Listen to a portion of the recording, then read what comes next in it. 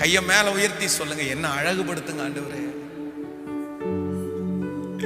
உம்முகம் பார்க்கணுமே,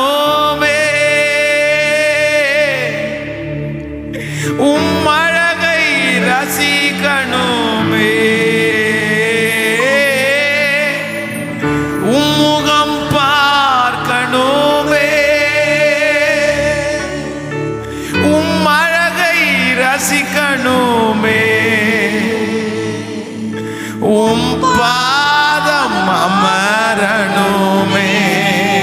சொல்லும் சத்தமாய், உம் பாதம் அமரணுமே, உம் சித்தம் அறியணுமே, உம் சித்தம்.